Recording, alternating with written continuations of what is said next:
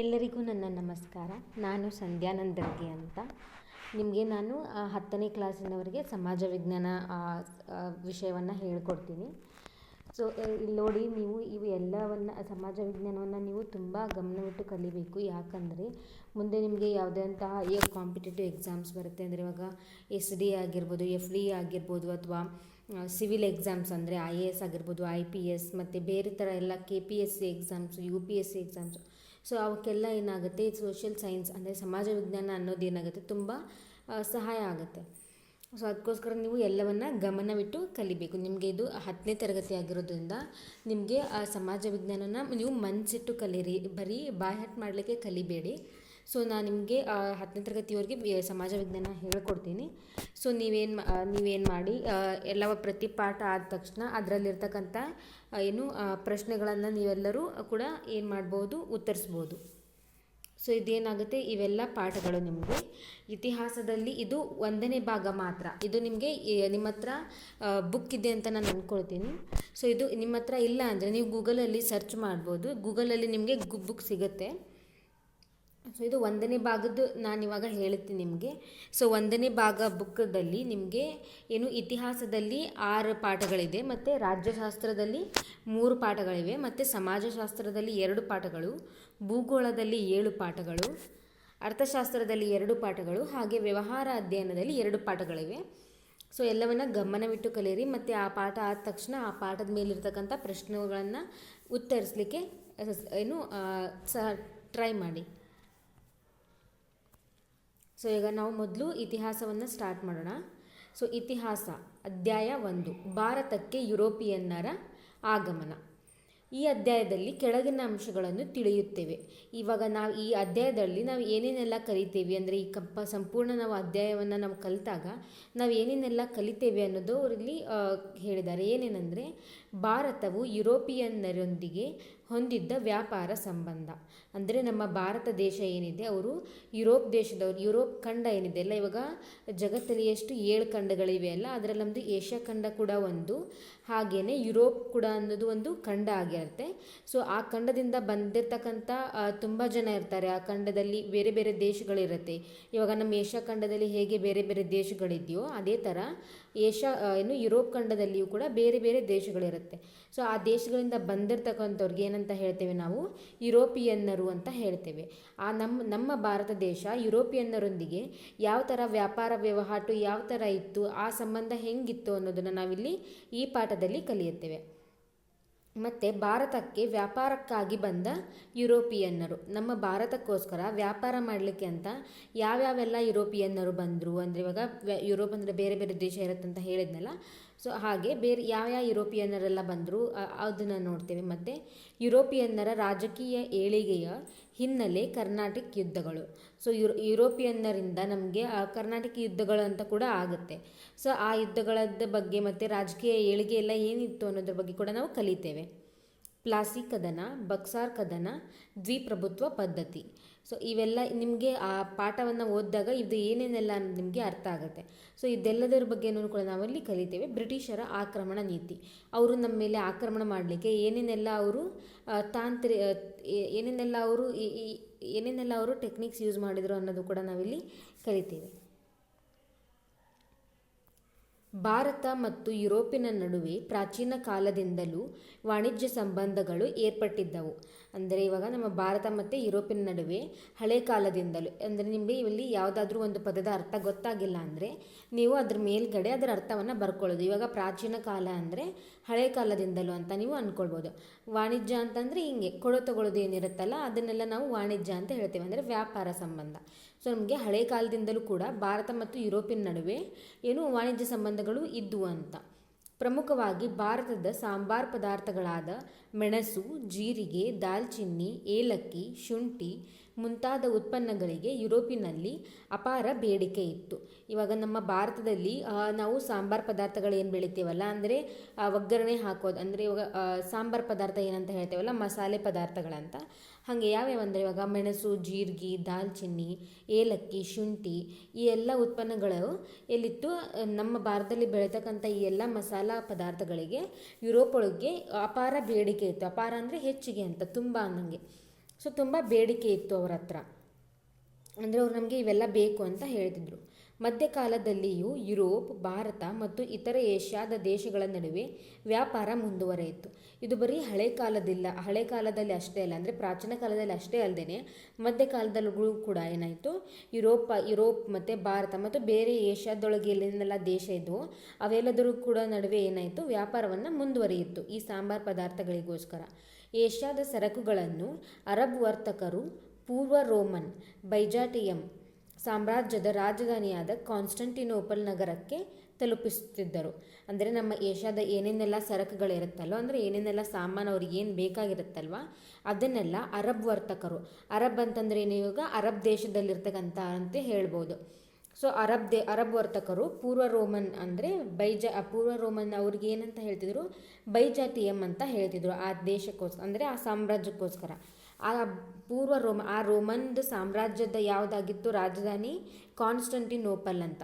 ಅಂದರೆ ಇವಾಗ ನಮ್ಮ ಭಾರತದ ರಾಜಧಾನಿ ಹೆಂಗೆ ನವದೆಹಲಿನೋ ಅದೇ ಥರ ಪೂರ್ವ ರೋಮನ್ ಆದ ಸಾಮ್ರಾಜ್ಯದ ರಾಜಧಾನಿ ಯಾವುದಾಗಿತ್ತು ಆವಾಗಿನ ಕಾಲದಲ್ಲಿ ಕಾನ್ಸ್ಟಂಟಿನೋಪಲ್, ಆ ನಗರಕ್ಕೆ ತಲುಪಿಸ್ತಿದ್ದರು. ಯಾರು ತಲುಪಿಸ್ತಿದ್ರು? ಅರಬ್ ವರ್ತಕರು ತಲುಪಿಸ್ತಿದ್ದರು. ಅಲ್ಲಿಂದ ಇಟಲಿಯ ರೋಮನ್ ಸಾಮ್ರಾಜ್ಯದ ಭಾಗ ವರ್ತಕರು ಅವುಗಳನ್ನು ಕೊಂಡು ಯುರೋಪಿನ ದೇಶಗಳಲ್ಲಿ ಮಾರುತ್ತಿದ್ದರು. ಇವಾಗ ಹೆಂಗಿತ್ತು ಇದು, ಏನು ಒಂದೇ ಮಾರ್ಗದಲ್ಲಿ ಆಗ್ತಾ ಇರಲಿಲ್ಲ. ಅಂದರೆ ಫಸ್ಟ್ ಹೆಂಗಾಗಿರ್ತಿತ್ತು, ನಮ್ಮ ಸರಕುಗಳೇನಿರುತ್ತಲ್ಲ ಏಷ್ಯಾದ ಸರಕುಗಳನ್ನು ಅದನ್ನು ಅರಬ್ ವರ್ತಕರು ಒಯ್ದು ಎಲ್ಲಿ ಪೂರ್ವ ರೋಮನ್ದ ರಾಜಧಾನಿಯಾದಂಥ ಕಾನ್ಸ್ಟಂಟಿನೋಪಲ್ಗೆ ಒಯ್ದು ಕೊಡ್ತಿದ್ರು. ಅಂದರೆ ಅರಬ್ ವರ್ತಕರಿಂದ ಕಾನ್ಸ್ಟಂಟಿನೋಪಲ್ಗೆ ಹೋಗ್ತಿತ್ತು. ಆಮೇಲೆ ಅಲ್ಲಿಂದ ಏನು ಮಾಡ್ತಿದ್ರು, ಇಟಲಿ ರೋಮ್ ಅಂದರೆ ಅದು ರೋಮನ್ ರಾಜಧಾನಿ ಇವಾಗ ಇಟಲಿ ಅಲ್ವಾ. ಸೊ ಅಲ್ಲಿಂದ ಆ ಇಟಲಿಯಿಂದ ವರ್ತಕರು ಅವುಗಳನ್ನು ಏನು ಮಾಡ್ತಿದ್ರು, ಅವುಗಳನ್ನು ಕೊಂಡು ಅಂದರೆ ತಗೊಂಡು ಅವನ್ನೇನು ಮಾಡ್ತಿದ್ರು, ಬೇರೆ ಯುರೋಪ್ ದೇಶಗಳಲ್ಲಿ ಮಾರ್ತಾಯಿದ್ರು. ಹೀಗೆ ಕಾನ್ಸ್ಟಂಟಿನೋಪಲ್ ಅಂತಾರಾಷ್ಟ್ರೀಯ ಸರಕು ವಿನಿಮಯ ಕೇಂದ್ರವಾಗುವ ಮೂಲಕ ಯುರೋಪಿನ ವ್ಯಾಪಾರದ ಹೆಬ್ಬಾಗಿಲೆಂದೇ ಪರಿಗಣಿಸಲ್ಪಟ್ಟಿತು. ಸೊ ಹೀಗಾಗಿ ಏನಾಯಿತು, ಕಾನ್ಸ್ಟಂಟಿನೋಪಲ್ ಅನ್ನೋದು ಇದು ಏನು ಅಂತಾರಾಷ್ಟ್ರೀಯ ಸರಕು ವಿನಿಮಯ ಕೇಂದ್ರ. ಸರಕು ವಿನಿಮಯ ಅಂದ್ರೇನು, ಎಕ್ಸ್ಚೇಂಜ್ ಅಂತೀವಲ್ಲ ನಾವು, ಕೊಟ್ಟು ತಗೊಳ್ಳೋದು ಅಂತೀವಲ್ಲ, ಹಾಗೆ ಆ ವಿನಿಮಯ ಕೇಂದ್ರವಾಗುವ ಮೂಲಕ. ಇವಾಗ ನಿಮ್ಗೊಂದು ಕ್ವಶನ್ ಕೇಳಬಹುದು, ಕಾನ್ಸ್ಟಂಟಿನೋಪಲ್ ಯಾವ ಥರ ಏನು ಅಂತಾರಾಷ್ಟ್ರೀಯ ಸರಕು ವಿನಿಮಯ ಕೇಂದ್ರ ಆಯಿತು ಅಂತ. ಸೊ ಯಾಕಾಯಿತು ಹೇಳಿ ಅಂದರೆ, ಅಲ್ಲಿಂದ ಫಸ್ಟ್ ಯಾರು ಅರಬ್ ವರ್ತಕರು ಒಯ್ದು ಕಾನ್ಸ್ಟಂಟಿನೋಪಲ್ಗೆ ಎಲ್ಲ ತಲುಪಿಸ್ತಿದ್ರಲ್ವ, ಹಾಗೆ ಕಾನ್ಸ್ಟಂಟಿನೋಪಲ್ ಅಂದರೆ ಇಟಲಿಯಿಂದ ಅವರು ಮತ್ತು ಬೇರೆ ಬೇರೆ ಯುರೋಪ್ ದೇಶಗಳಿಗೆ ಅವ್ರಿಗೆ ಮಾರ್ತಾಯಿದ್ರು ತಾವು ಕೊಂಡ್ಕೊಂಡ್ಬಿಟ್ಟು. ಸೊ ಈ ಥರ ಹಿಂಗಾಗೋದ್ರಿಂದ ಕಾನ್ಸ್ಟಂಟಿನೋಪಲ್ ಅನ್ನೋದೇನಾಯಿತು, ಒಂದು ಏನು ಸೆಂಟರ್ ಆಯ್ತಲ್ವ, ಅದಕ್ಕೋಸ್ಕರ ಇದನ್ನ ನಾವೇನಂತ ಹೇಳ್ತೇವೆ, ಅಂತಾರಾಷ್ಟ್ರೀಯ ಸರಕು ವಿನಿಮಯ ಕೇಂದ್ರ ಅಂತ ವ್ಯಾಪಾರದ ಹೆಬ್ಬಾಗಿಲೆಂದೇ ಪರಿಗಣಿಸಲ್ಪಟ್ಟಿತು. ಏಷ್ಯಾ ದೇಶಗಳ ವ್ಯಾಪಾರದ ಮೇಲೆ ಅರಬ್ಬರು ಏಕಸ್ವಾಮ್ಯ ಸಾಧಿಸಿದ್ದರೆ, ಯುರೋಪಿನ ದೇಶಗಳ ವ್ಯಾಪಾರದ ಮೇಲೆ ಇಟಲಿಯ ವರ್ತಕರು ಏಕಸ್ವಾಮ್ಯ ಸಾಧಿಸಿದ್ದರು. ಅಂದರೆ ಇವಾಗ ನಮ್ಮ ಏಷ್ಯಾ ದೇಶಗಳದ್ದು ಸರಕುಗಳನ್ನೆಲ್ಲ ಯಾರು ಒಯ್ತಿದ್ರು, ಅರಬ್ರು ಏನು ಮಾಡ್ತಿದ್ರು, ಸಾಗಣೆ ಮಾಡ್ತಿದ್ರಲ್ವ. ಹಾಗೆ ನಮ್ಮ ಏಷ್ಯಾ ದೇಶದೊಳಗೆ ಏಷ್ಯಾ ಖಂಡದೊಳಗೆ ಹೆಂಗೆ ಅರಬ್ಬರು ಏಕಸ್ವಾಮ್ಯ ಸಾಧಿಸಿದ್ರಲ್ವ, ಅಂದರೆ ಇವನ್ನೆಲ್ಲ ಮಾಡಲಿಕ್ಕೆ, ವ್ಯಾಪಾರ ಮಾಡಲಿಕ್ಕೆ, ಹಾಗೇನೆ ಯುರೋಪ್ ದೇಶಗಳೊಳಗೆ, ಅಂದರೆ ಯುರೋಪ್ ಒಳಗೂ ತುಂಬ ದೇಶ ಇರುತ್ತೆ ಅಂತ ಹೇಳಿದ್ನಲ್ಲ, ಹಾಗೆ ಯುರೋಪ್ ದೇಶಗಳೊಳಗೆ ಇಟಲಿ ವರ್ತಕರೇನಿದ್ರಲ್ಲ ಅವರಲ್ಲಿ ಏಕಸ್ವಾಮ್ಯ ಸಾಧಿಸಿದ್ರು. ಏಷ್ಯಾದಲ್ಲಿ ಅರಬ್ ವರ್ತಕರು, ಯುರೋಪಲ್ಲಿ ಯಾರು, ಇಟಲಿಯ ವರ್ತಕರು.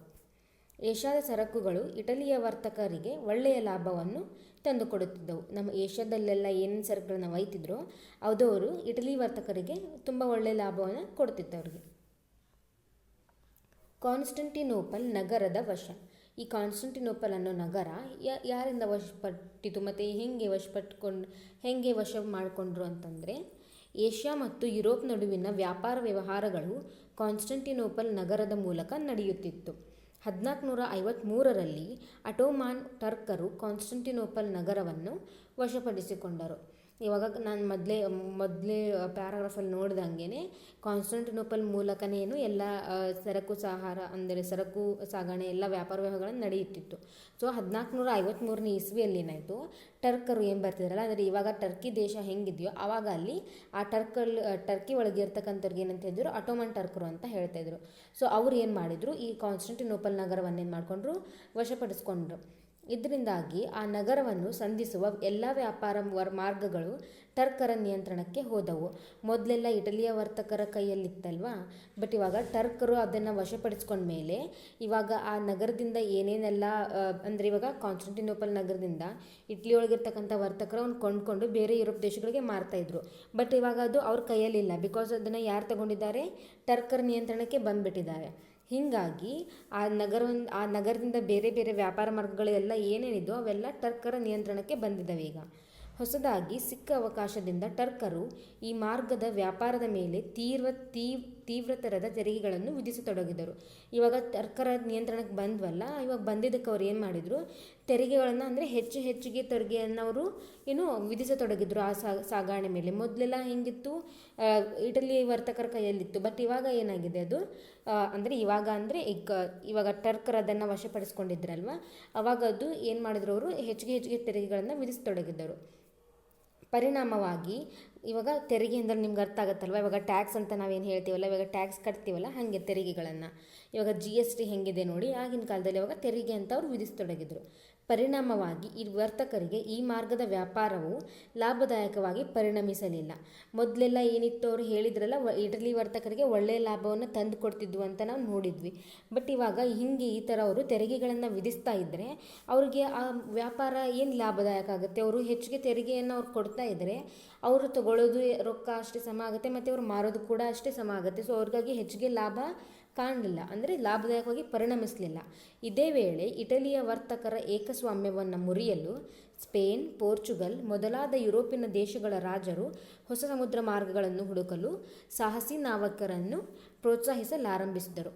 ಇವಾಗ ಇಟಲಿ ಒಳಗೆ ವರ್ತಕರ ಏಕಸ್ವಾಮ್ಯವನ್ನು ಮುರಿಯಲು, ಅಂದರೆ ಈ ಏಷ್ಯಾ ದೇಶದೊಳಗೆ ಯುರೋಪ್ ದೇಶಗಳಿಗೆ ಹೆಂಗೆ ಇಟಲಿ ವರ್ತಕರ ಏಕಸ್ವಾಮ್ಯ ಇತ್ತಲ್ವ, ಅದನ್ನ ಮುರಿಯೋಕ್ಕೋಸ್ಕರ ಏನು ಮಾಡಿದರು, ಸ್ಪೇನ್, ಪೋರ್ಚುಗಲ್ ಇವೆಲ್ಲ ಇವು ಯುರೋಪ್ ಖಂಡದಲ್ಲಿರ್ತಕ್ಕಂಥ ದೇಶಗಳು.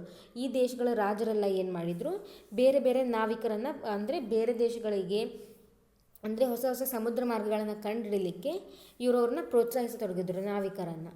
ಇದಕ್ಕೆ ಪೂರಕವಾಗಿ, ಯಾಕಂದರೆ ಇದು ಟರ್ಕರ್ ವಶದಲ್ಲಿತ್ತಲ್ವ, ಅವೆಲ್ಲ ಅವ್ರ ನಿಯಂತ್ರಣಕ್ಕೆ ಹೋಗಿತ್ತು. ಅದಕ್ಕೋಸ್ಕರ ಬೇರೆ ಮಾರ್ಗಗಳನ್ನು ಕಂಡುಹಿಡೀರಿ ಅಂತ ಅವ್ರು ಪ್ರೋತ್ಸಾಹಿಸತೊಡಗಿದರು. ಇದಕ್ಕೆ ಪೂರಕವಾಗಿ ಹೊಸ ವೈಜ್ಞಾನಿಕ ಆವಿಷ್ಕಾರಗಳಾದ ದಿಕ್ಸೂಚಿ, ಆಸ್ಟ್ರೋಲೋಬ್, ಸಿಡಿಮದ್ದು ಮೊದಲಾದವುಗಳು ನೆರವಿಗೆ ಬಂದವು. ಹೀಗೆ ಅವರು ಮಾಡಿದ್ರಾಗ ಆವಾಗ ಹೊಸ ವೈಜ್ಞಾನಿಕ ಆವಿಷ್ಕಾರಗಳು, ಅಂದರೆ ಆವಾಗಿನ ಕಾಲದಲ್ಲಿ ತಾನೇ ಅದನ್ನು ಕಂಡುಹಿಡಿದಿದ್ರು. ಏನೇನು ದಿಕ್ಸೂಚಿ ಅಂದರೆ ಯಾವ ದಿಕ್ಕು ಹೀಗೆಲ್ಲ ಹೇಳ್ತಾ ಇಲ್ಲವ, ಅದಕ್ಕೆ ದಿಕ್ಸೂಚಿ ಅಂತೀವಿ. ಆಸ್ಟ್ರೋಲೋಬ್ ಅಂತಂದರೆ ನಕ್ಷತ್ರ ಉನ್ನತಿ ಮಾಪನ, ಹೀಗೆ ಮತ್ತು ಸಿಡಿಮದ್ದು ಇಂಥ ಮೊದಲಾದವುಗಳೆಲ್ಲ ಏನೋರಿಗೆ ಸಹಾಯಕ್ಕೆ ಅಂತ ಬಂದವು. ಭಾರತಕ್ಕೆ ಹೊಸ ಜಲಮಾರ್ಗ. ನಮ್ಮ ಭಾರತಕ್ಕೆ ಜಲಮಾರ್ಗ ಹೊಸದಾಗಿ ಯಾರು ಕಂಡುಹಿಡಿದ್ರು, ಹೆಂಗೆ ಕಂಡುಹಿಡಿದ್ರು ಅಂತಂದು ನೋಡೋಣ ಇಲ್ಲಿ.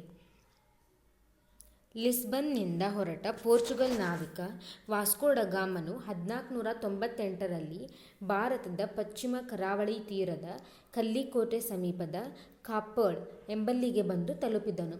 ಇದು ನೋಡಿ, ಇದು ತುಂಬ ಮುಖ್ಯವಾಗಿದ್ದು. ಇದನ್ನು ನೀವು ಲೈನ್ ಹಾಕ್ಕೊಳ್ಳಿ, ಯಾಕಂದರೆ ತುಂಬ ನೀವು ಎಕ್ಸಾಮ್ಸಲ್ಲಿ ನೋಡಿದರೆ ಮೊದಲು ನಮ್ಮ ಭಾರತಕ್ಕೆ ಯಾರು ಸಮುದ್ರ ಮಾರ್ಗವನ್ನು ಕಂಡುಹಿಡಿದ್ರು ಅಂತ ತುಂಬ ಕಡೆ ಕೇಳಿದ್ದಾರಲ್ವ.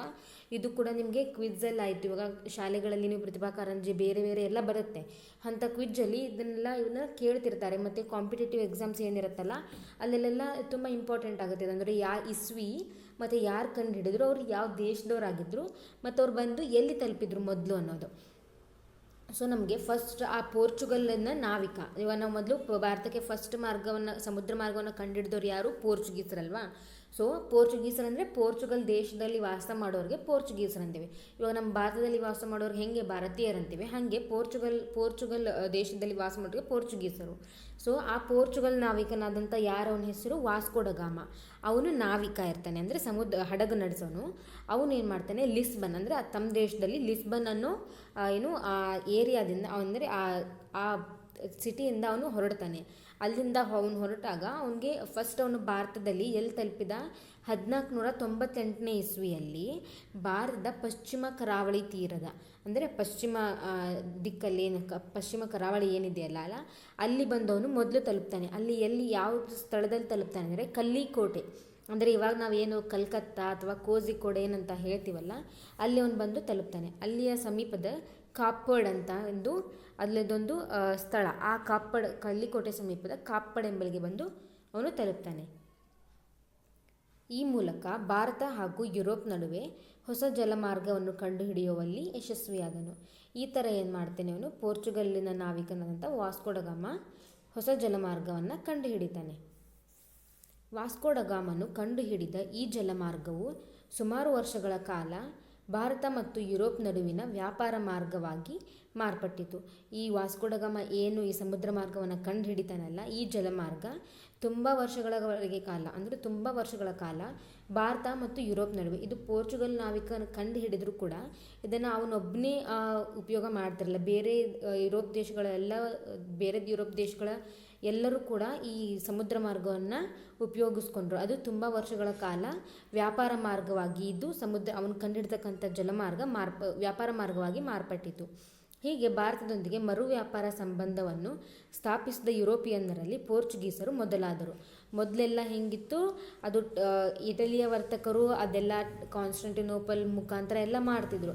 ಬಟ್ ಟರ್ಕರು ಯಾವಾಗ ಆ ಕಾನ್ಸ್ಟಂಟಿನೋಪಲನ್ನು ವಶಪಡಿಸ್ಕೊಂಡ್ರು, ಆವಾಗ ಆ ಸಮುದ್ರ ಅದು ಬೇರೆ ಬೇರೆ ಮಾರ್ಗಗಳು ಏನಿದ್ವಲ್ಲ ಅವೆಲ್ಲ ಅವ್ರ ನಿಯಂತ್ರಣಕ್ಕೆ ಹೋಯಿತು. ಸೊ ಅದಕ್ಕೋಸ್ಕರ ಏನು ಮಾಡಿದ್ರು, ಈ ಜಲಮಾರ್ಗವನ್ನು ಕಂಡು ಹಿಡಿತಿದ್ರು. ಸೊ ಇದೊಂದು ಒಳ್ಳೆಯ ವಿಚಾರ ಅಲ್ವಾ, ಅವ್ರು ಮಾಡಿದ್ದಕ್ಕೋಸ್ಕರ ಇವನ್ ಜಲಮಾರ್ಗವನ್ನು ಕಂಡು ಹಿಡಿಲಿಕ್ಕೈತಿ. ಇಲ್ಲಿ ಅವರು ಅದನ್ನು ವಶ ಮಾಡ್ಕೊಂಡಿದ್ದಿಲ್ಲ ಅಂದರೆ ಹೀಗೆಲ್ಲ ಆಗ್ತಾ ಇರಲಿಲ್ಲ. ಸೊ ಈ ಥರ ಹೊಸ ವ್ಯಾಪಾರ ಸಂಬಂಧವನ್ನು ಮತ್ತೆ ಮರುಸ್ಥಾಪನೆ ಮಾಡಲಿಕ್ಕೆ ಯುರೋಪಿಯನ್ನರೊಳಗೆ ಮೊದಲು ಯಾವ ದೇಶದವ್ರು ಬಂದರು, ಪೋರ್ಚುಗೀಸರು, ಅವರು ಮೊದಲಾದರು. ನಿಮಗಿದು 1869ರಲ್ಲಿ ಕೆಂಪು ಸಮುದ್ರ ಮತ್ತು ಮೆಡಿಟರೇನಿಯನ್ ಸಮುದ್ರಗಳನ್ನು ಸಂಪರ್ಕಿಸುವಂತೆ ಭೂಮಿ ಅಗೆದು ಹಡಗುಗಳ ಸಂಚಾರಕ್ಕೆ ಅನುಕೂಲವಾಗುವಂತೆ ಭಾರೀ ಕಾಲುವೆಯೊಂದನ್ನು ಈಜಿಪ್ಟ್ ಭೂಪ್ರದೇಶದಲ್ಲಿ ನಿರ್ಮಿಸಲಾಯಿತು. ಇದೇ ಪ್ರಸಿದ್ಧ ಸೂಯೆಜ್ ಕಾಲುವೆ. ಸೂಯೆಜ್ ಕಾಲುವೆ ನಿರ್ಮಾಣಗೊಳ್ಳುವವರೆಗೂ ವಾಸ್ಕೋ ಡ ಗಾಮ ಕಂಡುಹಿಡಿದ ಜಲಮಾರ್ಗವೇ ಭಾರತ ಮತ್ತು ಯುರೋಪ್ ನಡುವಿನ ವ್ಯಾಪಾರ ಮಾರ್ಗವಾಗಿತ್ತು. ಏಕೆಂದರೆ ವಾಸ್ಕೋ ಡ ಗಾಮನ ಮಾರ್ಗವಾಗಿ ಹೋಗುವ ನೌಕೆಗಳು ಆಫ್ರಿಕಾದ ದಕ್ಷಿಣ ತುದಿ ಕೇಪ್ ಆಫ್ ಗುಡ್ ಹೋಪನ್ನು ಬಳಸಿ ಹೋಗಬೇಕಾಗಿತ್ತು. ಈ ಮಾರ್ಗವನ್ನು ಕೇಪ್ ಮಾರ್ಗವೆಂದು ಕರೆಯುತ್ತಾರೆ. ಮುಂಬಯಿಯಿಂದ ಲಂಡನ್ಗೆ ಕೇಪ್ ಮಾರ್ಗವಾಗಿ 10,800 ನಾಟಿಕಲ್ ಮೈಲು ದೂರವಾದರೆ ಸೂಯೆಜ್ ಮಾರ್ಗವಾಗಿ 6,200 ನಾಟಿಕಲ್ ಮೈಲುಗಳಾಗಿತ್ತು. ಅಂದರೆ ಇದರಿಂದ ಸುಮಾರು ಅರ್ಧದಷ್ಟು ಪ್ರಯಾಣದ ದೂರ ಕಡಿಮೆಯಾಯಿತು. ಅಂದರೆ ಈ ವಿಷಯ ನಿಮಗೆ ತಿಳಿದಿರಬೇಕು. ಇದು ಎಕ್ಸಾಮ್ಗೆ ಕೇಳ್ತಾರೆ ಅಂತ ಏನಲ್ಲ, ಆದರೆ ಇದು ನಿಮಗೆ ಗೊತ್ತಿರಬೇಕು, ಇದು ತುಂಬ ಮುಖ್ಯವಾಗಿದ್ದು ಅಂತ. ಅಂದರೆ 1869ರಲ್ಲಿ ಕೆಂಪು ಸಮುದ್ರ ಮತ್ತು ಮೆಡಿಟರೇನಿಯನ್ ಸಮುದ್ರ ಅವೆರಡು ಸಮುದ್ರಗಳನ್ನು ಅವೆರಡೂ ನಾವು ಸಂಪರ್ಕಿಸುವಂತೆ ಭೂಮಿಯನ್ನು ಅಗೆದ್ಬಿಟ್ಟು ಹಡಗುಗಳ ಸಂಚಾರಕ್ಕೆ ಏನು ಮಾಡಿದರು, ಒಂದು ಭಾರೀ ಕಾಲುವೆಯನ್ನು ಇದು ಮಾಡಿದರು. ಅದನ್ನು ಎಲ್ಲಿ ಮಾಡಿದರು, ಈಜಿಪ್ಟ್ ಭೂಪ್ರದೇಶದಲ್ಲಿ ನಿರ್ಮಿಸಲಾಯಿತು. ಆ ಕಾಲುವೆಗೆ ನಾವು ಏನಂತ ಹೇಳ್ತೇವೆ, ಸೂಯೆಜ್ ಕಾಲುವೆ ಅಂತ ಹೇಳ್ತೇವೆ. ನೀವು ಸೂಯೆಜ್ ಕಾಲುವೆ ಹೆಸರು ಕೇಳಿರ್ಬೋದು. ಈ ಸೂಯೆಜ್ ಕಾಲುವೆ ಏನು, ಕೆಂಪು ಸಮುದ್ರ ಮತ್ತು ಮೆಡಿಟರೇನಿಯನ್ ಸಮುದ್ರಗಳು ಏನಿದ್ದಾವಲ್ಲ ಅವೆರಡನ್ನು ಕೂಡ ಇದು ಕೂಡಿಸುತ್ತೆ. ಅಂದರೆ ಅವೆರಡಕ್ಕೂ ಕೂಡ ಕನೆಕ್ಟ್ ಮಾಡೋದಕ್ಕೆ ಇದು ಒಂದು ಕಾಲುವೆ. ಈ ಸೂಯೆಜ್ ಕಾಲುವೆ ನಿರ್ಮಾಣಗೊಳ್ಳುವುದಕ್ಕಿಂತ ಅಂದರೆ ಇದು ಆಗೋಕ್ಕಿಂತ ಮುಂಚೆನೇ ಏನಿತ್ತು, ವಾಸ್ಕೋ ಡ ಗಾಮ ಏನು ಜಲಮಾರ್ಗವನ್ನು ಕಂಡು ಹಿಡಿದ್ರಲ್ಲ ಅದನ್ನೇ ಆ ಜಲಮಾರ್ಗವನ್ನೇ ಯೂಸ್ ಮಾಡಿಕೊಂಡು ಭಾರತ ಮತ್ತು ಯುರೋಪ್ ನಡುವೆ ವ್ಯಾಪಾರ ವಹಿವಾಟು ನಡೆಯಿತು. ಆ ಜಲಮಾರ್ಗದ ಮುಖಾಂತರವೇ ನಡೆಯುತ್ತಿತ್ತು. ಆದರೆ ಇವಾಗ ಈ ಸೂಯೆಜ್ ಕಾಲುವೆ ನಿರ್ಮಾಣ ಆಗಿಂದ ಏನಾಯಿತು, ಎಲ್ಲರೂ ಕೂಡ ಸೂಯೆಜ್ ಕಾಲುವೆಯನ್ನು ಅವರು ಯೂಸ್ ಮಾಡ್ತಾಯಿದ್ರು. ಯಾಕಂದರೆ ಈ ಮುಂಬೈಯಿಂದ ಲಂಡನ್ಗೆ ಕೇಪ್ ಅಂದರೆ ಈ ಸೂಯೆಜ್ ವಾಸ್ಕೋ ಡ ಗಾಮನ ಮಾರ್ಗವಾಗಿ ಏನು ನೌಕೆಗಳು ಹೋಗ್ತಿದ್ವಲ್ಲ ಅವು ಆಫ್ರಿಕಾ ಅಂದರೆ ಆಫ್ರಿಕಾ ಏನಿದೆಯಲ್ಲ ಅದರದ್ದು ದಕ್ಷಿಣ ತುದಿ ಕೇಪ್ ಆಫ್ ಗುಡ್ ಹೋಪ್ ಇದೆ, ಅದನ್ನು ಬಳಸಿ ಹೋಗ್ತಿದ್ವು. ಈ ಮಾರ್ಗವನ್ನು ಕೇಪ್ ಮಾರ್ಗ ಅಂತ ಕರೀತಾರೆ. ಮತ್ತು ಮುಂಬೈಯಿಂದ ಲಂಡನ್ಗೆ ಕೇಪ್ ಮಾರ್ಗವಾಗಿ ಹೋಗೋದಕ್ಕೆ ಒಟ್ಟಿನಲ್ಲಿ 10,800 ನಾಟಿಕಲ್ ಮೈಲು ದೂರ ಇತ್ತು. ಅಂದರೆ ಒಂದು ನಾಟಿಕಲ್ ಮೈಲ್ ಅಂದರೆ ಎಷ್ಟು, 1.85 ಕಿಲೋಮೀಟರ್ ಅಂತ. ಹೀಗೆ 10,800 ನಾಟಿಕಲ್ ಮೈಲು ಇತ್ತು. ಅಂದರೆ ಲಂಡನ್ನಿಂದ ಕೇಪ್ ಆಫ್ ಅಂದರೆ ಮುಂಬೈಯಿಂದ ಲಂಡನ್ಗೆ ಹೋಗಬೇಕಾದ್ರೆ ಅದನ್ನೇ ನಾವು ಸೂಯೆಜ್ ಕಾಲುವೆ ಏನು ನಿರ್ಮಾಣ ಆದಮೇಲೆ ಆ ಮಾರ್ಗವಾಗಿ ಹೋದರೆ ನಮಗೆ ಎಷ್ಟು ದೂರ ಆಗ್ತಿತ್ತು, 6,200. ಅಂದರೆ ಆಲ್ಮೋಸ್ಟ್ ಏನಾಯ್ತಿದ್ದು ಅರ್ಧಕ್ಕಿಂತ ಸ್ವಲ್ಪ ಅಂದರೆ ಅರ್ಧದಷ್ಟು ದೂರ ಸಮೀಪ ಬಂತಲ್ವಾ. ಹೀಗಾಗಿ ಅಂದರೆ ಇದರಿಂದ ಸುಮಾರು ಅರ್ಧದಷ್ಟು ಪ್ರಯಾಣದ ದೂರ ಕಡಿಮೆ ಆಯಿತು.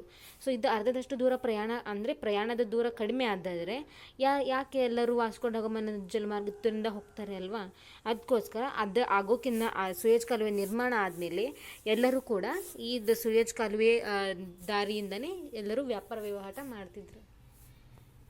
ಯುರೋಪಿನ ವ್ಯಾಪಾರಿ ಕಂಪನಿಗಳು ಅಂದರೆ ಯುರೋಪ್ನಲ್ಲಿ ಯುರೋಪಿನವರು ಬಂದು ಭಾರತದಲ್ಲಿ ಈ ಮಸಾಲೆ ಪದಾರ್ಥಗಳಿಗೋಸ್ಕರ ಏನು ವ್ಯಾಪಾರವನ್ನು ಆರಂಭ ಮಾಡಿದರು, ಹಾಗೆ ಆ ಯುರೋಪಿನಲ್ಲಿ ಯಾವ್ಯಾವೆಲ್ಲ ವ್ಯಾಪಾರಿ ಕಂಪನಿಗಳು ಯಾವ್ಯಾವಿದ್ದು ಅಂತ ನೋಡೋಣ. ಪೋರ್ಚುಗೀಸರ ಯಶಸ್ವಿ ಪ್ರಯತ್ನಗಳಿಂದ ಪ್ರೇರಣೆಗೊಂಡ ಯುರೋಪಿನ ಡಚ್, ಇಂಗ್ಲಿಷ್ ಮತ್ತು ಫ್ರೆಂಚ್ ವ್ಯಾಪಾರಿ ಕಂಪನಿಗಳು ಭಾರತಕ್ಕೆ ಬಂದರು.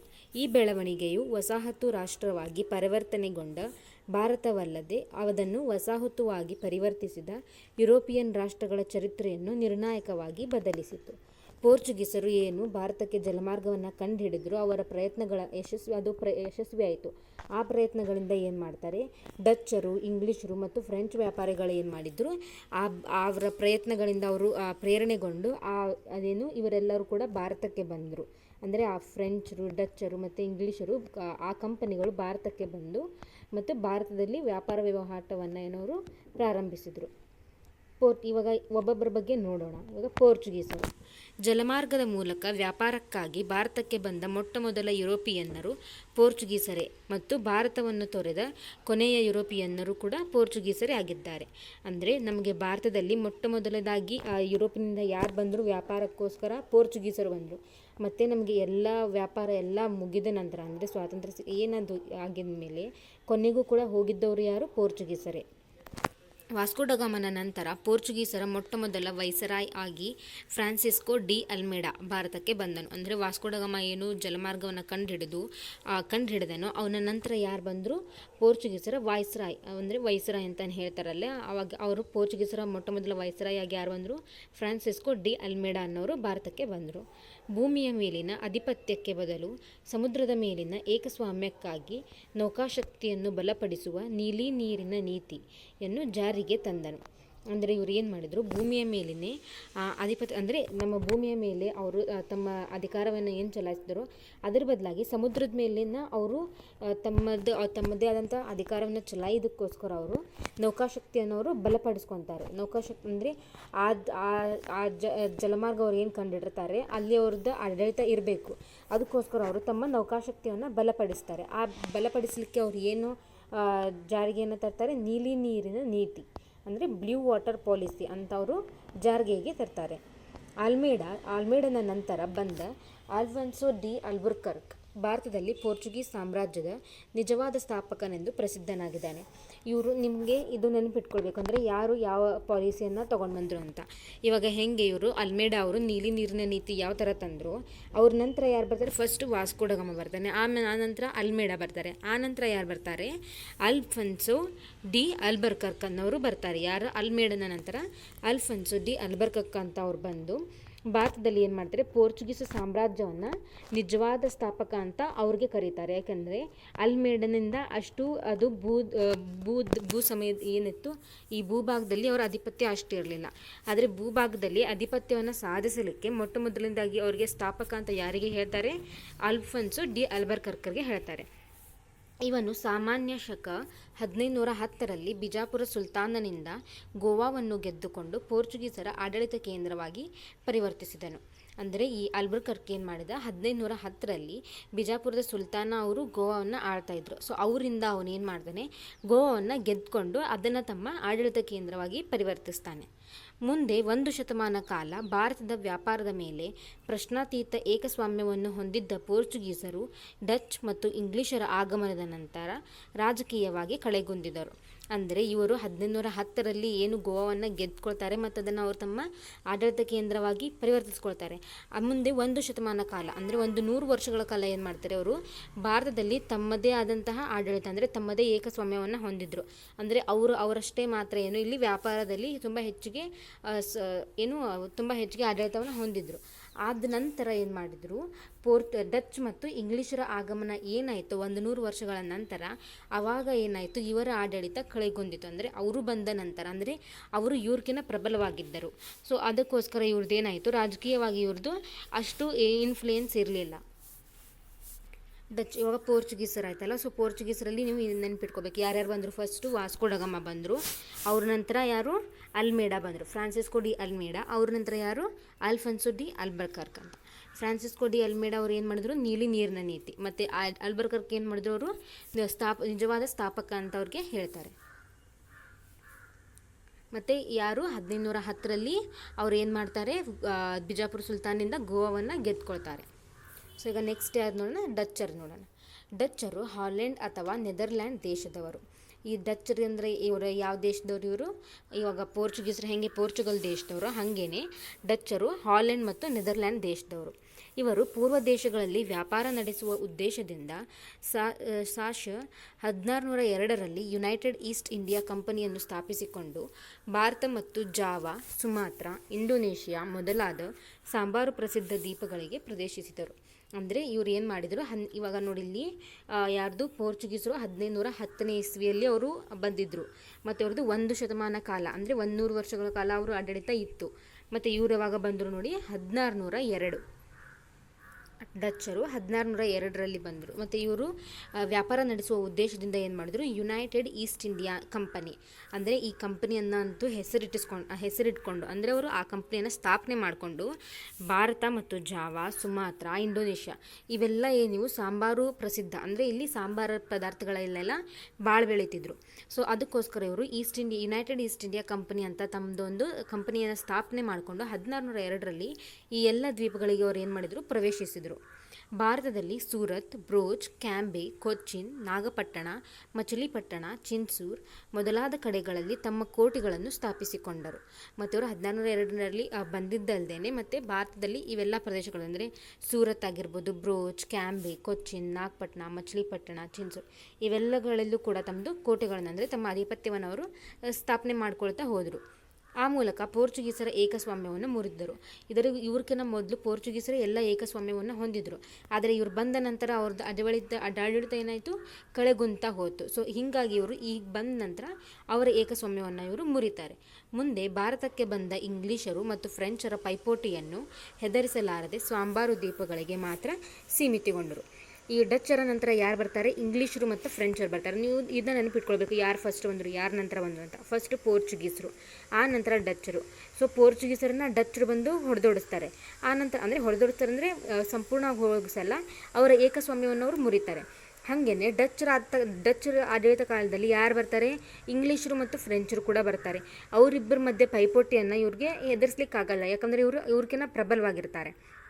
ಇಂಗ್ಲೀಷರು ಮತ್ತು ಫ್ರೆಂಚರು ತುಂಬ ಪ್ರಬಲವಾಗಿರ್ತಾರೆ. ಅದಕ್ಕೋಸ್ಕರ ಅವರು ಅವರ ಪೈಪೋಟಿಯನ್ನು ಎದುರಿಸಲಾರ್ದೇ ಏನು ಮಾಡ್ತಾರೆ, ತಮ್ಮ ಸಾಂಬಾರು ದ್ವೀಪಗಳಿಗೆ ಮಾತ್ರ ಅವರು ಸೀಮಿತಗೊಂಡರು. ನಿಮಗಿದು ತಿಳಿದಿರಲಿ, ಕೋಟೆಗಳು ವ್ಯಾಪಾರಿ ವಸ್ತುಗಳ ದಾಸ್ತಾನುಗಳು ಅಥವಾ ಮಳಿಗೆಗಳಾಗಿದ್ದವು.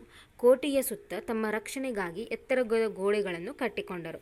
ಈ ಕೋಟೆಗಳು ಏನು ಮಾಡಿದ್ರು, ಇವಾಗ ವ್ಯಾಪಾರಿ ವಸ್ತುಗಳು ಏನಿರ್ತಾವಲ್ಲ ಅವನ್ನೆಲ್ಲ ಅವರು ಶೇಖರಣೆ ಮಾಡಲಿಕ್ಕೆ ಇದನ್ನು ಕೋಟೆಗಳನ್ನು ಮಾಡ್ಕೊಂಡಿರ್ತಾರೆ.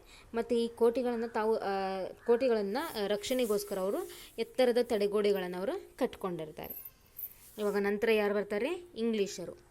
ಇಂಗ್ಲೆಂಡಿನ ಎಲಿಜಬೆತ್ ರಾಣಿಯು 1600 ಡಿಸೆಂಬರ್ 31ರಂದು ಇಂಗ್ಲಿಷ್ ಈಸ್ಟ್ ಇಂಡಿಯಾ ಕಂಪನಿಗೆ ಪೂರ್ವ ದೇಶಗಳೊಂದಿಗೆ ವ್ಯಾಪಾರ ನಡೆಸಲು 15 ವರ್ಷಗಳ ಪರವಾನಗಿ ನೀಡಿದಳು. ಅಂದರೆ ಇವಾಗ ಯಾರು ಫಸ್ಟು ಪೋರ್ಚುಗೀಸರು, ಆನಂತರ ಡಚ್ಚರು, ಆಮೇಲೆ ಇಂಗ್ಲೀಷರಲ್ಲಿ ಅಂದರೆ ಇಂಗ್ಲೆಂಡನ ಎಲಿಜಬೆತ್ ರಾಣಿ ಏನಿರ್ತಾರಲ್ಲ ಅವರು 1600ನೇ ಇಸ್ವಿಯಲ್ಲಿ ಡಿಸೆಂಬರ್ 31ರಂದು ಇಂಗ್ಲೀಷ್ ಈಸ್ಟ್ ಇಂಡಿಯಾ ಕಂಪನಿ, ಇವಾಗ ಡಚ್ಚರದ್ದು ಯಾವುದು ಯುನೈಟೆಡ್ ಈಸ್ಟ್ ಇಂಡಿಯಾ ಕಂಪನಿ, ಹಾಗೇನೆ ಇವ್ರದ್ದೇನು ಇಂಗ್ಲೀಷ್ ಈಸ್ಟ್ ಇಂಡಿಯಾ ಕಂಪನಿ. ಈ ಇಂಗ್ಲೀಷ್ ಈಸ್ಟ್ ಇಂಡಿಯಾ ಕಂಪನಿಗೆ ಅವರು ಪೂರ್ವ ದೇಶಗಳೊಂದಿಗೆ 15 ವರ್ಷಗಳ ಕಾಲ ನೀವು ವ್ಯಾಪಾರವನ್ನು ಮಾಡಬಹುದು ಅಂತ ಅವಳು ಅನುಮತಿ ನೀಡ್ತಾಳೆ. ಅಂದರೆ ಇವಾಗ ಅಗ್ರಿಮೆಂಟ್ ಏನಂತ ಇರುತ್ತಲ್ವ ಹಾಗೆ ಇವರು 15 ವರ್ಷಗಳ ಕಾಲ ನೀವು ವ್ಯಾಪಾರ ಮಾಡ್ಬೋದು ಅಂತ ಅವಳು ಇಲ್ಲಿ ಅನುಮತಿ ನೀಡ್ತಾಳೆ. ಈ ಕಂಪನಿಯು 1613ರಲ್ಲಿ ಔಪಚಾರಿಕವಾಗಿ ವ್ಯಾಪಾರವನ್ನು ಆರಂಭಿಸಿತು. ಕಂಪನಿಗೆ ಮೊಘಲ್ ಸಾಮ್ರಾಟನಾದ ಜಹಾಂಗೀರನು ಸೂರತ್ನಲ್ಲಿ ಮೊದಲ ಫ್ಯಾಕ್ಟರಿ ಅಥವಾ ದಾಸ್ತಾನು ಮಳಿಗೆಯನ್ನು ತೆರೆಯಲು ಫರ್ಮಾನ್ ನೀಡಿದನು. ಅಂದರೆ ಈ ಕಂಪನಿಗೆ ಮೊಟ್ಟ ಮೊದಲದಾಗಿ ಯಾರು ಮೊಘಲ್ ಸಾಮ್ರಾಟ್ನಾದಂಥ ಜಹಾಂಗೀರ್ ಅವ್ರು ಏನು ಮಾಡ್ತಾರೆ, ಅವ್ರಿಗೂ ಫಸ್ಟ್ ಪರ್ಮಿಷನ್ ಕೊಡ್ತಾರೆ. ಅಂದರೆ ಫ್ಯಾಕ್ಟ್ರಿ ಕಟ್ಟಲಿಕ್ಕೆ ಏನಿರುತ್ತಲ್ಲ ಆ ಫ್ಯಾಕ್ಟ್ರಿಯನ್ನು ತೆರೆಯಲು ಏನು ಮಾಡ್ತಾರೆ ಅವರು ದಾಸ್ತಾನು ಮಳಿಗೆ, ಅಂದರೆ ಫ್ಯಾಕ್ಟ್ರಿ ಆರ್ ವೇರ್ ಹೌಸಸ್ ಅಂತ ಹೇಳ್ತಾರೆ ನಾವು. ಅಲ್ಲಿ ಏನು ಮಾಡ್ತಾರೆ, ಏನೇನು ಅವರೆಲ್ಲ ಸಾಂಬಾರು ಪದಾರ್ಥಗಳಿರುತ್ತಲ್ಲ ಅದನ್ನೆಲ್ಲ ಅವರಲ್ಲಿ ಶೇಖರಣೆ ಮಾಡಿಟ್ಟಿರ್ತಾರೆ. ಅಂದರೆ ಏನೇನೆಲ್ಲ ವ್ಯಾಪಾರ ಮಾಡಬೇಕಾಗಿರುತ್ತಲ್ಲ ಆ ಸರಕುಗಳನ್ನೆಲ್ಲ ಅವರು ಆ ಮಳಿಗೆಯಲ್ಲಿ ಅಥವಾ ಆ ಫ್ಯಾಕ್ಟ್ರಿಯಲ್ಲಿ ಅವರಲ್ಲಿ ಶೇಖರಣೆ ಮಾಡಿರ್ತಾರೆ. ಇದಕ್ಕೋಸ್ಕರ ಇವರು ಏನು ಮಾಡ್ತಾರೆ, ಜಹಾಂಗೀರ್ ಅನ್ನೋನು ಫರ್ಮಾನ್ ನೀಡ್ತಾನೆ. ಫರ್ಮಾನ್ ಅಂದರೆ ಏನಂತ ಹೇಳ್ಬೋದು ನೀವು, ಅನುಮತಿ ನೀಡಿದನು ಅಂತ ಹೇಳ್ಬೋದು.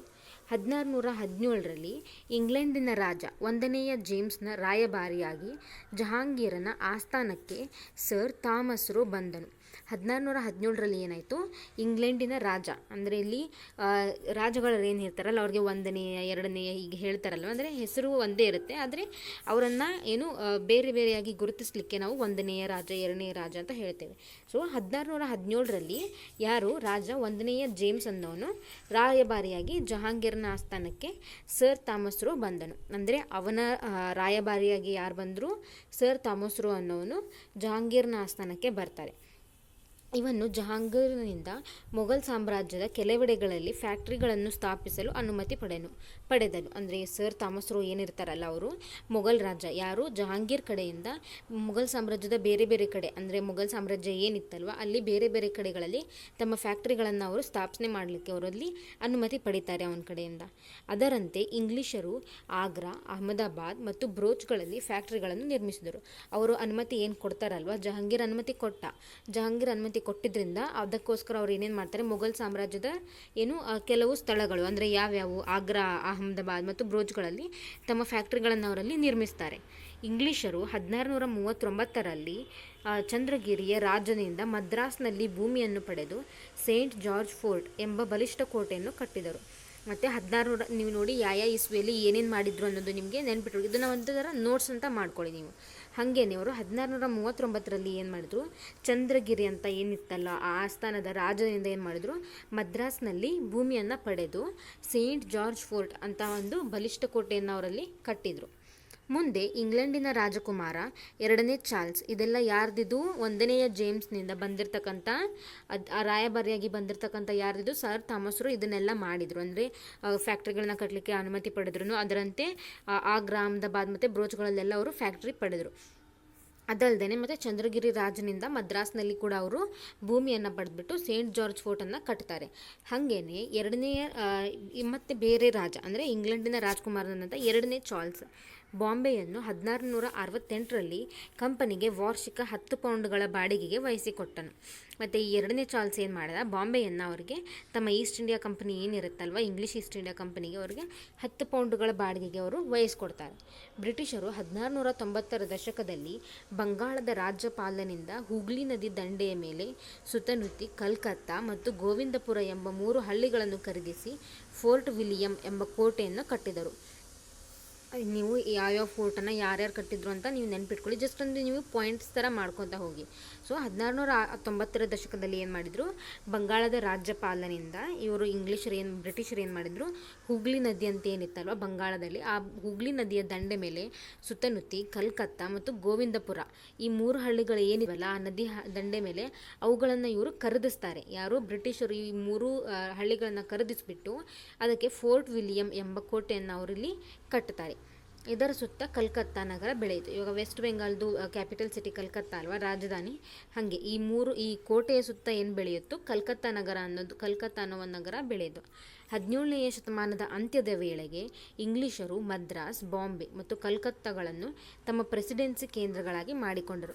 ನಿಮ್ಗೆ ಗೊತ್ತಾಯ್ತಲ್ವ, ಇವಾಗ ಯಾರ್ಯಾರೆಲ್ಲ ಬಂದು ಒಂದೊಂದೇ ಆಗಿ ಇವರು ಇಲ್ಲಿ ಒಂದೊಂದೇ ನಗರವನ್ನು ವಶಪಡಿಸ್ಕೊಳ್ತಾ ಹೋದ್ರು. ಇವಾಗ ಜಹಾಂಗೀರ್ನಿಂದ ಅಹಮದಾಬಾದ್ ಹೀಗೆ ಆ ಬ್ರೋಚ್ ಅವನ್ನೆಲ್ಲ ಹೆಂಗೆ ತಗೊಂಡ್ರು, ಮತ್ತು ಈ ಮದ್ರಾಸ್ ಹೀಗೆ ಇವರು ಒಂದೊಂದಾಗಿ 17ನೇ ಶತಮಾನದ ಅಂತ್ಯದ ವೇಳೆಗೆ ಏನಾಯಿತು, ಇಂಗ್ಲಿಷರು ಮದ್ರಾಸ್, ಬಾಂಬೆ ಮತ್ತು ಕಲ್ಕತ್ತಾಗಳಲ್ಲಿ ತಮ್ಮ ತುಂಬ ಫ್ಯಾಕ್ಟ್ರಿಗಳನ್ನ ಮಾಡಿಕೊಂಡು ಏನು ಮಾಡಿದ್ರು, ಅವರಲ್ಲಿ ಒಂದು ಪ್ರೆಸಿಡೆನ್ಸಿ ಕೇಂದ್ರಗಳಾಗಿ ಅವರು ಮಾಡಿಕೊಂಡ್ರು. 18ನೇ ಶತಮಾನದ ಉತ್ತರಾರ್ಧದಲ್ಲಿ ಇಂಗ್ಲಿಷರು ಕಲ್ಕತ್ತಾವನ್ನು ತಮ್ಮ ರಾಜಧಾನಿಯಾಗಿ ಮಾಡಿಕೊಂಡರು. 18ನೇ ಶತಮಾನದ ಉತ್ತರಾರ್ಧ ಅಂದರೆ ಇವಾಗ ಅದು ಮಿಡಲ್ ಅಂತ ಏನು ಬರುತ್ತಲ್ವ ಹಾಗೆ, ಅದರಲ್ಲಿ ಅವರು ಏನು ಮಾಡಿದ್ರು, ಕಲ್ಕತ್ತಾವನ್ನು ಅವರು ತಮ್ಮ ರಾಜಧಾನಿಯನ್ನಾಗಿ ಮಾಡಿಕೊಂಡ್ರು. ತಮ್ಮ ಅಧೀನದಲ್ಲಿದ್ದ ಪ್ರದೇಶಗಳಲ್ಲಿ ತಮ್ಮದೇ ನಾಗರಿಕ ಮತ್ತು ಅಪರಾಧ ಕಾನೂನುಗಳನ್ನು ಜಾರಿಗೆ ತಂದರು. ಇವಾಗ ಇವರ ಅಧೀನದಲ್ಲಿ ಇವರೆಲ್ಲ ಬಂತಲ್ವಾ, ಅಂದರೆ ಇವಾಗ ಮದ್ರಾಸ್, ಬಾಂಬೆ, ಕಲ್ಕತ್ತಾ ಇವೆಲ್ಲ ಹೆಂಗೆ ಅವ್ರ ಹತ್ರ ಬಂತ ಹೋದರು, ಮತ್ತು ಕಲ್ಕತ್ತಾನವ್ರು ತಮ್ಮ ರಾಜಧಾನಿಯಾಗಿ ಮಾಡಿಕೊಂಡ್ರು. ಸೊ ಅವ್ರ ಅಧೀನದಲ್ಲಿ ಏನೇನೆಲ್ಲ ಪ್ರದೇಶಗಳಲ್ಲಿದ್ವೋ ಅವರು ತಮ್ಮದೇ ಆದಂತಹ ರೂಲ್ಸ್, ಅಂದರೆ ತಮ್ಮದೇ ಆದಂಥ ಕಾನೂನುಗಳನ್ನು ಅವರಲ್ಲಿ ಜಾರಿಗೆಯನ್ನು ತರ್ತಾರೆ. ಆಮೇಲೆ ಯಾರು? ಫ್ರೆಂಚರು. ಫ್ರೆಂಚ್ ಈಸ್ಟ್ ಇಂಡಿಯಾ ಕಂಪನಿಯು 1664ರಲ್ಲಿ ಸರ್ಕಾರಿ ಒಡೆತನದ ಕಂಪನಿಯಾಗಿ ಆರಂಭವಾಯಿತು. ಇದು 1668ರಲ್ಲಿ ತನ್ನ ಪ್ರಪ್ರಥಮ ದಾಸ್ತಾನು ಮಳಿಗೆಯನ್ನು ಸೂರತ್ನಲ್ಲಿ ಆರಂಭಿಸಿತು. ಹೆಂಗೆ ಬೇರೆ ಬೇರೆ ಇವಾಗ ಬ್ರಿಟಿಷರು ಅವರೆಲ್ಲ ಹೆಂಗೆ ತಮ್ಮ ದಾಸ್ತಾನು ಮಳಿಗೆಯನ್ನು ಸ್ಥಾಪನೆ ಮಾಡಿದ್ರು, ಹಾಗೇನೆ ಫ್ರೆಂಚರು 1668ನೇ ಇಸ್ವಿಯಲ್ಲಿ ತಮ್ಮ ಮೊದಲನೆಯದಾಗಿ ತಮ್ಮ ಕೋಟೆಯನ್ನು ಅವರು ಎಲ್ಲಿ ಕಟ್ಟಿದ್ರು? ಸೂರತ್ನಲ್ಲಿ ಆರಂಭಿಸಿದರು. ನಂತರ ಮಚಲಿಪಟ್ಟಣ, ಚಂದ್ರನಗರ, ಮಾಹೆ, ಕರೈಕಲ್ಲು, ಕಾಸಿಂ ಬಜಾರ್, ಬಾಲ್ಸೂರ್ಗಳನ್ನು ತಮ್ಮ ಕೇಂದ್ರಗಳಾಗಿ ಮಾಡಿಕೊಂಡರು. ಫ್ರೆಂಚರು 1674ರಲ್ಲಿ ವಾಲಿಕೊಂಡಪುರಂನ ಸ್ಥಳೀಯ ಮುಸ್ಲಿಂ ಅಧಿಕಾರಿಯಿಂದ ಒಂದು ಹಳ್ಳಿಯನ್ನು ಪಡೆದರು. ಅವರು 1674ರಲ್ಲಿ ಏನಾಯಿತು? ವಾಲಿಕೊಂಡಪುರಂನ ಮುಸ್ಲಿಂ ಅಧಿಕಾರಿಯಿಂದ, ಅಂದರೆ ಆ ವಾಲಿಕೊಂಡಪುರಂ ಅನ್ನೋ ಊರು ಏನಿತ್ತು ಅವರ ಮುಸ್ಲಿಂ ಅಧಿಕಾರಿಯಿಂದ ಅವರು ಒಂದು ಹಳ್ಳಿಯನ್ನು ಪಡೆದರು. ಕ್ರಮೇಣ ಇದನ್ನೇ ದೊಡ್ಡ ವ್ಯಾಪಾರ ಕೇಂದ್ರವಾಗಿ ಮಾರ್ಪಡಿಸಿ ತಮ್ಮ ರಾಜಧಾನಿಯನ್ನಾಗಿ ಮಾಡಿಕೊಂಡರು.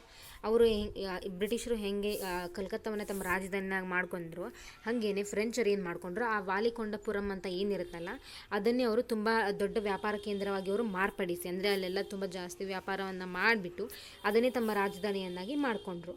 ಅದೇ ಪುದುಚೇರಿ ಅಥವಾ ಪಾಂಡಿಚೇರಿ. ಆ ವಾಲಿಕೊಂಡಪುರಂಗೆ ಏನಂತ ಹೇಳ್ತೀವಿ ನಾವು ಇವಾಗ? ಪಾಂಡಿಚೇರಿನಂತ ಏನು ಹೇಳ್ತೇವಲ್ಲ ಅದು. ಇದು ಫ್ರೆಂಚರ ಭಾರತ ತೊರೆದು ಹೋಗುವವರೆಗೂ ಅವರ ರಾಜಧಾನಿಯಾಗಿತ್ತು. ಫ್ರೆಂಚರು ಭಾರತ ಬಿಟ್ಟು ಹೋಗುವ ತನಕನೂ ಕೂಡ ಇದು ಅವರದ್ದು ರಾಜಧಾನಿಯಾಗಿತ್ತು. 1746ರಲ್ಲಿ ಪಾಂಡಿಚೇರಿಯ ಗವರ್ನರ್ ಆಗಿ ಬಂದ ಡ್ಯೂಪ್ಲೆ ಎಂಬ ಮಹತ್ವಾಕಾಂಕ್ಷಿ ಅಧಿಕಾರಿಯು ದಕ್ಷಿಣ ಭಾರತದಲ್ಲಿ ಫ್ರೆಂಚರ ಆಧಿಪತ್ಯವನ್ನು ಸ್ಥಾಪಿಸಲು ಹವಣಿಸಿದರು. 1706ರಲ್ಲಿ ಇವಾಗ ಅಲ್ಲಿ ಹೆಂಗೆ ಇವಾಗ ಅಲ್ಬರ್ಕರ್ಕ್ ಹೆಂಗಿದ್ರು ಡಚ್ರಲ್ಲಿ, ಹಾಗೇನೆ ಇವಾಗ ಇಲ್ಲಿ ಫ್ರೆಂಚರಲ್ಲಿ ಯಾರಿದ್ರು? ಗವರ್ನರ್ ಆಗಿ ಬಂದಂಥ ಡ್ಯೂಪ್ಲೆ ಇವ್ರು ಏನು ಮಾಡಿದರು? ನಮ್ಮ ದಕ್ಷಿಣ ಭಾರತದೊಳಗೆಲ್ಲ ತಮ್ಮ ಫ್ರೆಂಚರ ಆಡಳಿತನೇ ನಡೆಯಬೇಕು ಅಂತ ಅವರು ಇಲ್ಲಿ ಹವಣಿಸ್ತಾರೆ. ಅಂದರೆ ತುಂಬ ಕಷ್ಟಪಡ್ತಾರೆ ತಮ್ಮ ಇದನ್ನು ಆಧಿಪತ್ಯವನ್ನು ಸಾಧಿಸಲು. ಇದು ಇಂಗ್ಲಿಷರೊಡನೆ ಸಂಘರ್ಷಕ್ಕಿಳಿದು ಕರ್ನಾಟಕ ಯುದ್ಧಗಳಿಗೆ ಕಾರಣವಾಯಿತು. ಹೀಗೆ ತಮ್ಮ ಆಧಿಪತ್ಯವನ್ನು ಅವರು ಸಾಧಿಸಬೇಕಾಗಿತ್ತು. ಅದೇ ಸಮಯದಲ್ಲಿ ಇಂಗ್ಲಿಷರು ಕೂಡ, ಅಂದರೆ ಬ್ರಿಟಿಷರು ಕೂಡ ಅಲ್ಲಿ ಇದ್ದರು. ಸೊ ಹೀಗಾಗಿ ಇವರು ಕೂಡ ತಮಗೆ ಅಲ್ಲಿ ಆಧಿಪತ್ಯ ಸಾಧಿಸಬೇಕು ಅಂತಾರೆ, ಮತ್ತು ಬ್ರಿಟಿಷರು ಕೂಡ ತಮಗೆ ಆಧಿಪತ್ಯ ಬೇಕು ಅಂತಾರೆ. ಹೀಗಾಗಿ ಅವರಿಬ್ಬರು ಸಂಘರ್ಷಕ್ಕಿಳಿದಾಗ ಈ ಕರ್ನಾಟಕ ಯುದ್ಧಗಳು ಏನಂತ ಬರ್ತಾವಲ್ಲ, ಕರ್ನಾಟಕ ಯುದ್ಧಗಳು ಅವು ಕಾರಣವಾಯಿತು.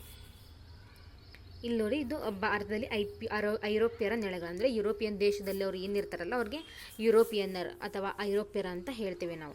ಸೊ ಅವರೆಲ್ಲ ಯಾರ್ಯಾರು? ಇವಾಗ ಬ್ರಿಟಿಷರು, ಫ್ರೆಂಚು, ಡಚ್ ಮತ್ತು ಪೋರ್ಚುಗೀಸರಲ್ವ. ಸೊ ಇಲ್ಲಿ ಇವಾಗ ಬ್ರಿಟಿಷರಿಗೆ ಬಿ ಅಂತ ಡಿನೋಟ್ ಮಾಡಿದ್ದಾರೆ, French F, Dutch D, P, Portuguese. So ಇವೆಲ್ಲ ಏನು ಅವರವ್ರದ್ದು ಆಡಳಿತ, ಅವರು ಎಲ್ಲೆಲ್ಲೆಲ್ಲ ತಮ್ಮ ಇದನ್ನು ಸ್ಥಾಪನೆ ಮಾಡ್ಕೊಂಡಿದ್ರು. ಇಲ್ಲಿ ನೋಡಿ, ಇಲ್ಲಿ ಆಗ್ರಾದಲ್ಲಿ ಬಿ ಅಂತ ಬರ್ತದೆ, ಅಂದರೆ ಬ್ರಿಟಿಷರು ಆಗ್ರಾದಲ್ಲಿ, ಮತ್ತು ಅಜ್ಮೀರದಲ್ಲಿ, ಮತ್ತು ಅಹಮದಾಬಾದ್, ಮತ್ತು ಹೀಗೆ ಪಾಟ್ನಾ, ಕಲ್ಕತ್ತಾ. ಸೊ ಹೀಗೆಲ್ಲ ಕಲ್ಕತ್ತಾ ಬ್ರಿಟಿಷರ ರಾಜಧಾನಿ ಆಗುತ್ತಲ್ವ, ಹೀಗೆ ಈ ತುಂಬ ಸ್ಥಳಗಳಲ್ಲಿ ಬ್ರಿಟಿಷರು ಏನು ಮಾಡಿದರು?